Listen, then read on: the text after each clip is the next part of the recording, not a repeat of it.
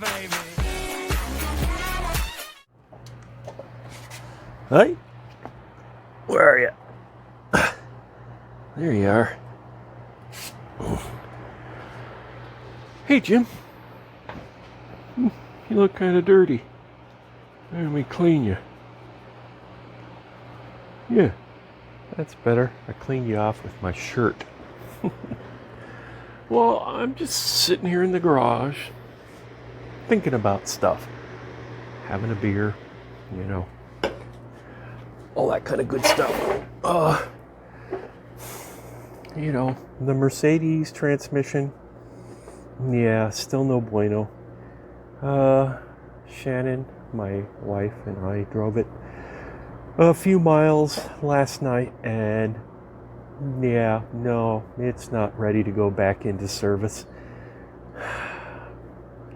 I'm going to scan it and look into it a little bit more.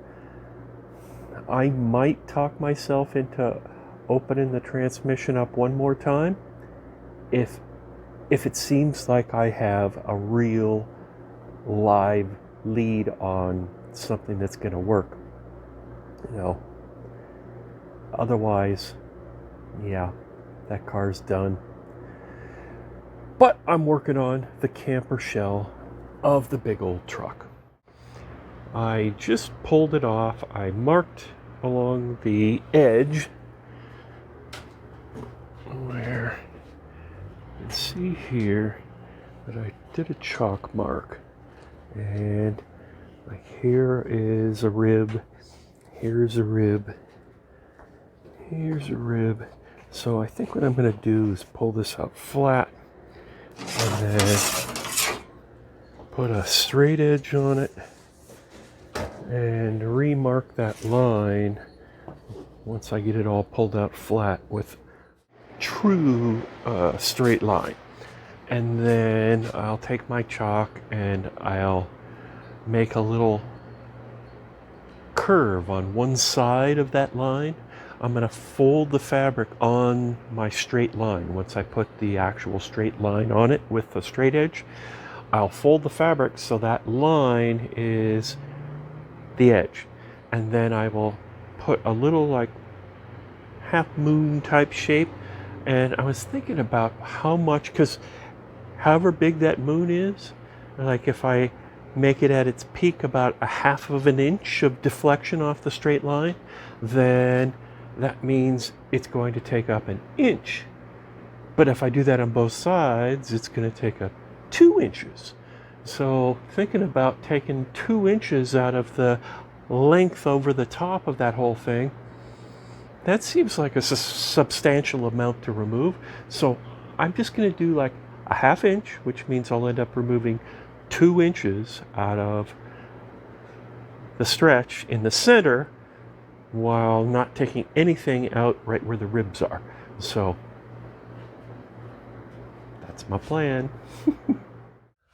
I have been sewing and sewing, and I've almost got a fabric camper shell. Yeah, sewing machine's been getting quite a workout. I'm just about to, this is it. I've got some of the side parts done, and I'm about to do a test fit on it, and we'll check it out.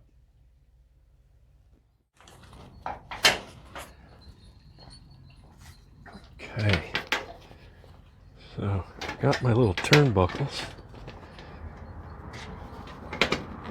So I'm going to go around and attach all of these.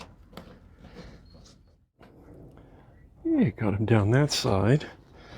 So now it's looking pretty good. I got to attach these straps here. Okay, so this guy pulls everything tight, and I've got them all around the edges here where we can just get a little extra tightness along the edge here. Okay, so this is where I sewed my little half circle things in to tighten it up in the center here. That's my regular seam. I'm not the world's greatest sewer, that's for sure. But it seems to be working. Now I just have to do this back flap here. All right.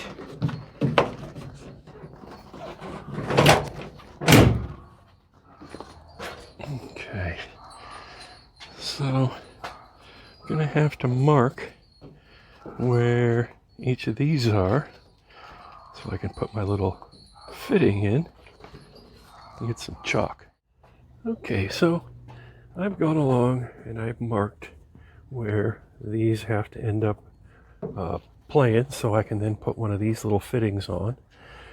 And I'm adding a flap here, and it's because I'm going to try to get away with no zipper, hoping that once this is buckled down, this little storm flap, which will sew onto the main body of the camper shell, will be enough to keep any rain or anything like that from coming in. We'll have to see. I don't know if this is going to work or not. And if it does, great. And if it doesn't, I can always add a zipper after the fact. But only other thing I have to do here before I pull it off to do some of that final sewing and punch in the holes for the turnbuckle fittings is I'm going to add a couple more straps to the inside that will just hang down, and then I'll put a little bit of Velcro on the roof of the camper, so when I want the back to stay open, I can roll it up or just scrunch it up, and then the strap here will hold it just with Velcro. So I'm gonna locate where these have to go, and I think that's this is going to be the last time I have to take it off. I think the next time it goes on, it'll probably stay on, and oops, and then I'll probably take the garden hose and wet it down real good and see if it leaks, and see if I need to seal the seams. I did not put any sealant on the seams, but if it leaks a little bit, then I can go along with a little bit of silicone type stuff that will solve any seepage I may have on a seam. So I'm gonna take it off and get on this, get this one done. It's an ugly camper shell for an ugly truck. To put in my little turnbuckle fittings, which look like that, and then there's a little backing plate that always goes down to the bottom of the bowl here. See if I can get a few of those out. There we go, they're all down at the bottom.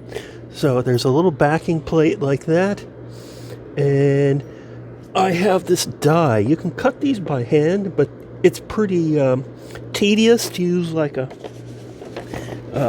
X-Acto or something.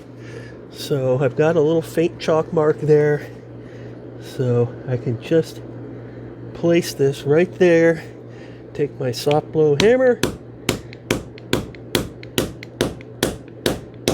and it cuts it. Now this backing piece I have on my concrete floor, it's hard rubber or hard plastic. It's specifically made to protect your dies, and if you're cutting holes for like grommets and things, it doesn't mess up the sharpness of your die. So I put the little back plate in there, and then fold the tabs over just like that, and then I tap them down just a little, make sure they're nice and flat, and there we have our turnbuckle fitting. So I'm going to go ahead and do that along the bottom edge here, and then I think it's time we put this thing back on.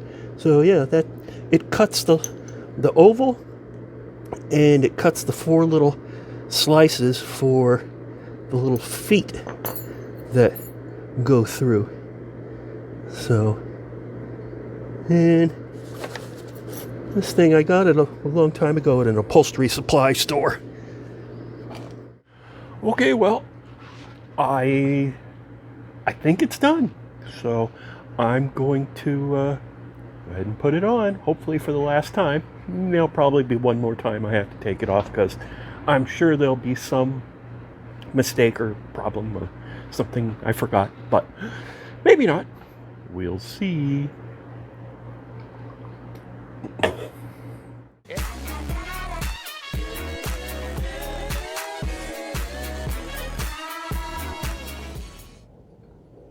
Okay, it worked out pretty good.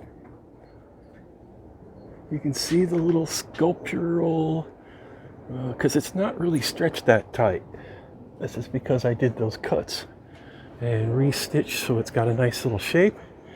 And I've still got a few little details I did differently on this these buckles. Instead of doing the Velcro like I talked about, I actually use a strap that's got a quick release buckle here. I figured that might last a little bit longer. And I think I'm going to have to trim this and restitch it a little bit so it doesn't get caught by the tailgate. And I might also actually do just a little bit of Velcro right here at the bottom to hold this down maybe. And see if I can still get away with no zipper in there. But that's going to have to be trimmed up a little bit. But it's still okay. It works. So now I should do my my water test. All right. There we go. Rain test.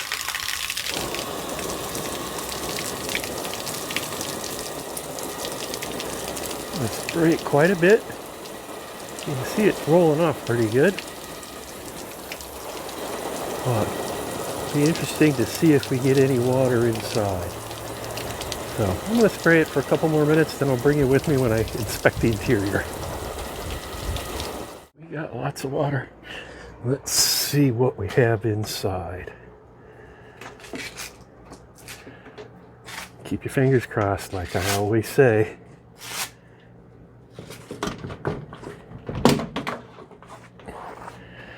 And well,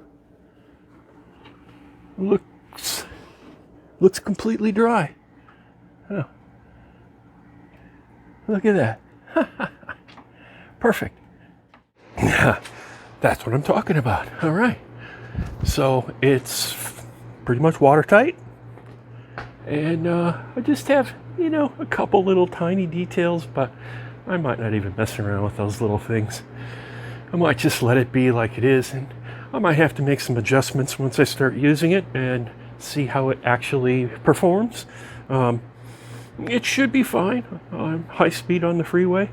We'll have to see. I might have to add a couple more little straps to go around the ribs or something like that if it starts to flap too much, because you don't want it flapping like on the freeway, because it'll wear through wherever it's touching, like the ribs. It'll wear through, and this was a bit of work, so it's gonna pay off, because now we can go camping and not have to worry about it. We'll have plenty of space. I mean, we've been camping in the X5 and that's always fun, but you can go a lot further in this old truck. It's a beast off-road, so we're gonna have to go camping, and probably in the next few weeks. And then when it starts getting cooler, I think we're gonna make a trip or two to Death Valley, California. Look forward to that. I'll try to do a video. We'll see. Thanks for watching. It's done. Yay! Ugly camper, ugly truck.